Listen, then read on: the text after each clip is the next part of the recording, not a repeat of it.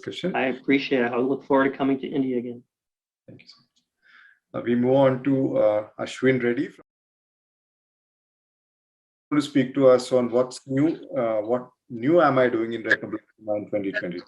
Ashwin, over to you. Thank you. Can you see my slides? Yes. Excellent. Thank you very much, Santosh, for inviting me. It's always a privilege to be part of this meeting at the All India Ophthalmological Society.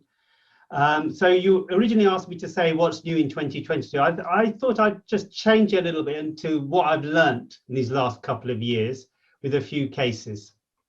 So I always show this picture of nearly 20 years ago when I first met Santosh. I just done my fellowship and I just come over to India to see what he was doing in Hyderabad. So that's the first time, and we've been in touch ever since. So the first case I'm going to talk about, it relates to vitreous seeds.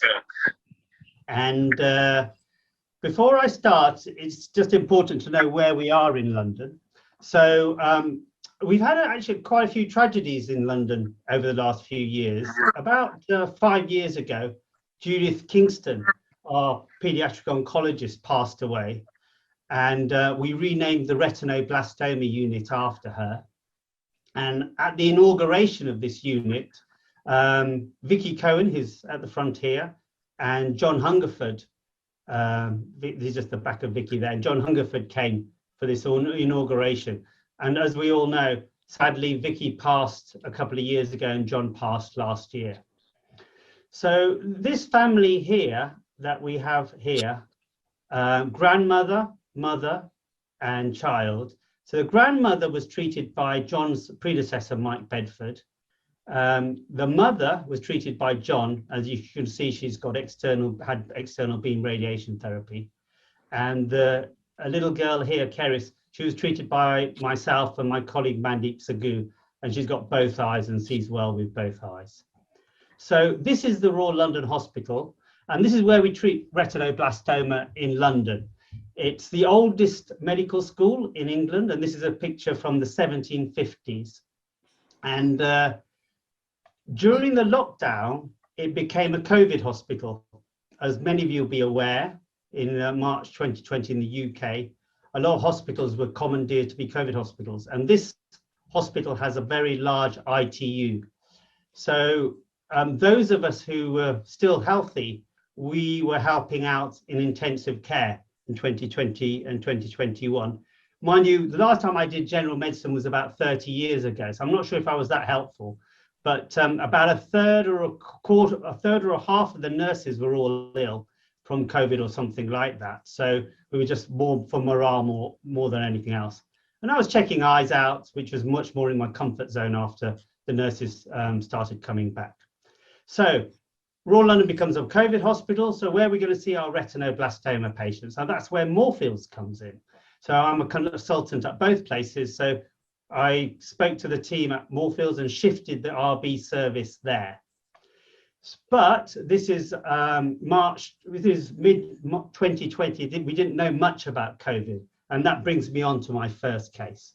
So this is a 1-year-old, mixed race, white and South Asian. And you can see the cavities here. Right eye, macular tumor, just had systemic chemotherapy, cavity retinoblastoma. We didn't do anything else to that eye. No laser, no nothing. And it hasn't changed at all. Unfortunately, the eye that we're going to be talking about is this eye, which can see. And this has a cavity retinoblastoma. And unfortunately for this, there was relapse, which is unusual, less than 10% when we've analyzed our cases. And we gave laser, we cryo, we had to give intraarterial chemotherapy, and that settled things down for a couple of years. But of course, during the lockdown, you can see these 3 seeds here. See that one there? 3 spheres appeared. And we were trying to minimize our aerosol generating procedures at the time. So these are spheres, type 2, vitreous seeds in the vitreous. And so we had to give an injection of intravitreal chemotherapy. So we give a mixture of melphalan and topotecan, 30 micrograms melphalan, 20 micrograms of topotecan. And of course, in India, you use topotecan virtually all the time, and some units just use melphalan. So we did one injection and then checked after a couple of weeks, and it cleared. The 3 seeds are cleared. So we thought, great, we don't have to do more AGPs. We can use ketamine, which is a non-aerosol generating procedure to see this child. Unfortunately, after 4 months, there was a recurrence. Seeds reappeared, and we used our usual mixture, which is those drugs 3 times, 3 weekly. And after the 3rd time, there was no evidence of vitreous seeds, so we stopped. Then it happened again, this time after 4 months of an assessment. Again, we used the same mixture, and again, after the 3rd injection, it had all gone. The 3rd set of injections. So we're doing this 3 times, 3 weekly. So the question is, where are these seeds from? I always thought if there was retinal seeds there, vitreous seeds, they'd be from the retinal tumor, or the retinal tumor still creating the seeds. Or are these resistant seeds, which wasn't a concept I was familiar with. So I spoke to Francis Munier, who's speaking at this meeting about this, and he very generously discussed this case. And his thoughts, which I agree with and which I'd like to highlight, was this is actually resistant seeds. So we should change the dose and change the frequency related to just giving 1 injection early on. So we changed it to 32 micrograms, topotecan, which Santosh, you've published on. And instead of giving it 3 weekly, which was in your paper, we've given it weekly 7 times. And these seeds here went away. However, when we saw again, after about 3 weeks, we found another sphere. So after consensus discussion in UK with our colleagues in Birmingham, we're doing 30 micrograms melphalan and 32 micrograms topotecan weekly 4 times. So what did I learn? So you can have this concept of resistant vitreous seeds if the seeds are undertreated.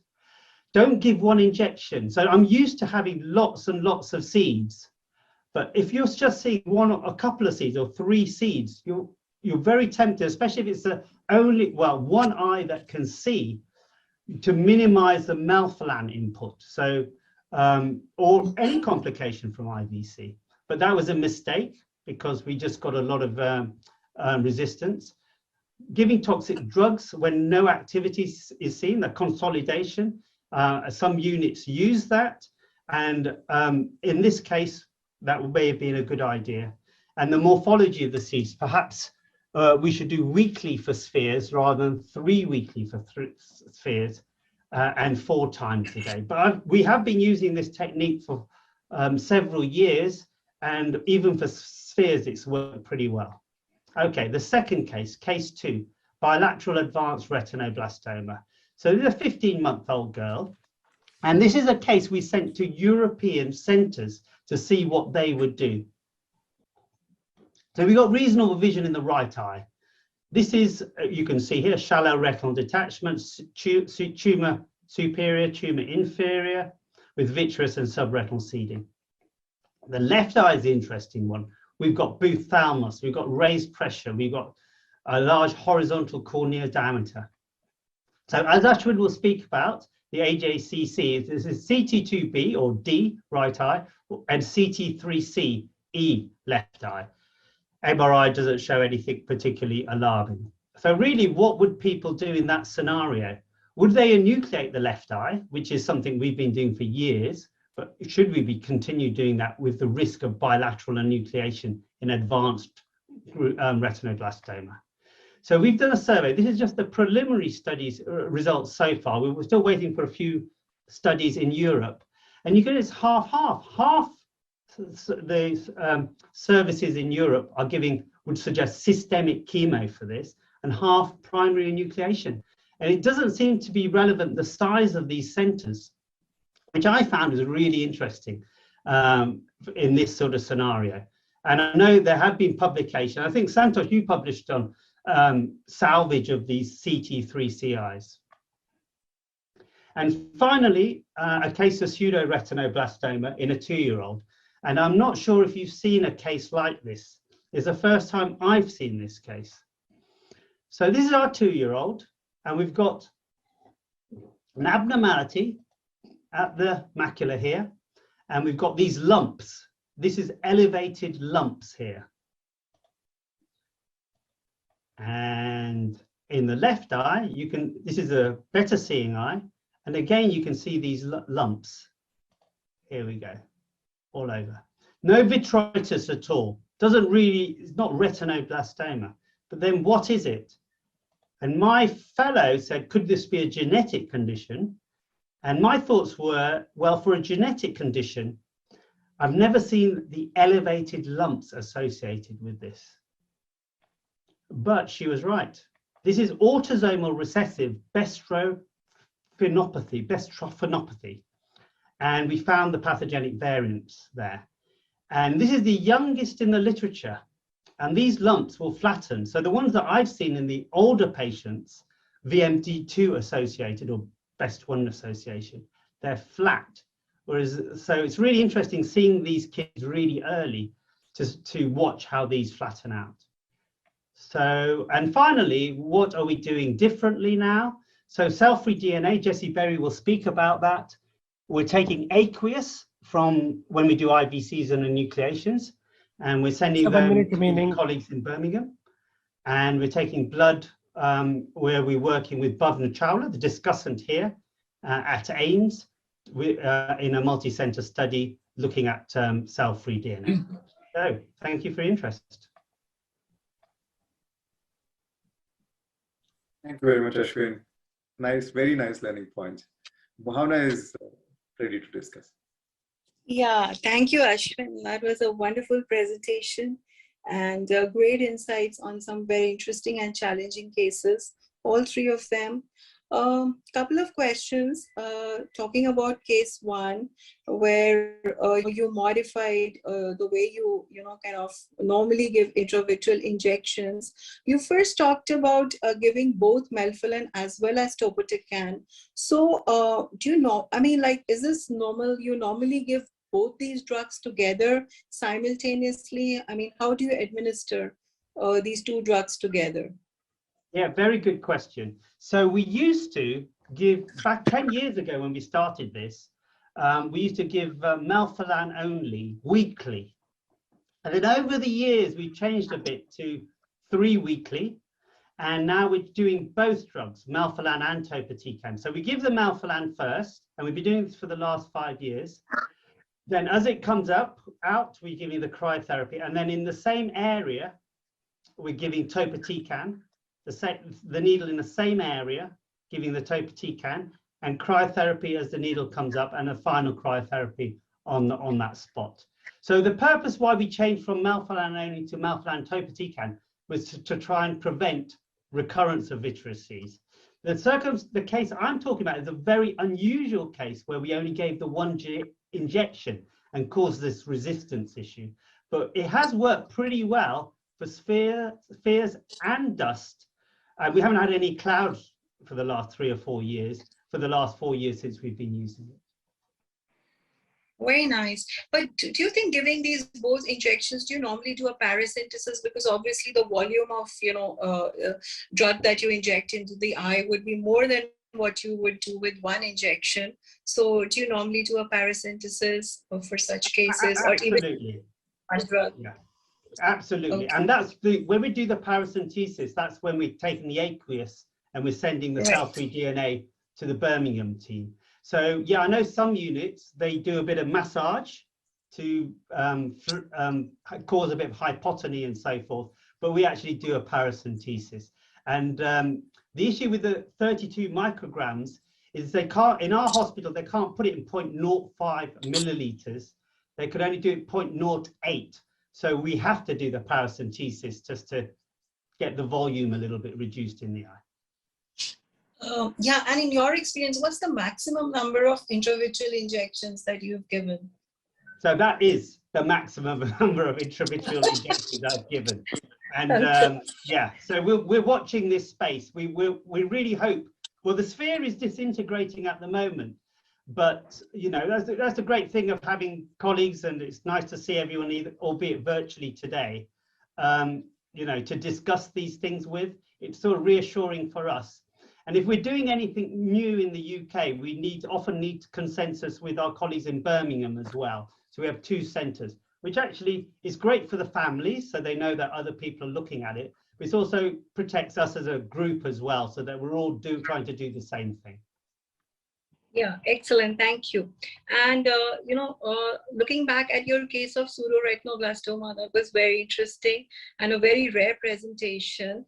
And congratulations for managing it so well. I just sent it to colleagues so they could do the genetic testing, really. Yeah. So, you know, I mean, many times, you know, we're not able to see the fundus in these many cases of pseudo-retinoblastoma, and that's when we really have to rely on imaging. And, you know, so what sort of protocol do you have at your center for, you know, imaging in such cases? Yeah, so we just do EUA, do RETCAM.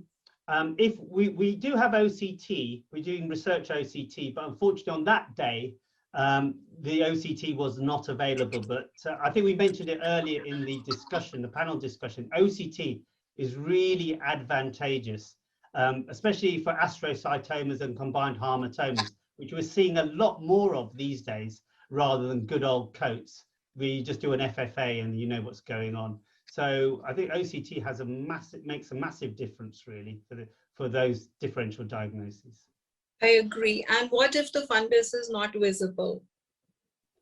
Yeah, I mean, there is good work from the Amsterdam about MRI scans and trying to use that in that scenario. Fortunately, I haven't had that problem too often, really. I can't remember the last time where I couldn't see a fundus for a pseudo-retinoblastoma scenario, to tell you the truth. Okay, thank you, Ashwin. It's always a pleasure talking to you, and I could go on and on forever. Yeah, we could speak an hour, spend an hour just on these 3 cases. So yeah, we better stop now, otherwise Santosh will get annoyed with us. Absolutely, and we cannot, yeah, we cannot afford that. So thank you very much. Thank you, Santosh. Thank you. Thank you, Bhavna. I think Jesse has a point to make.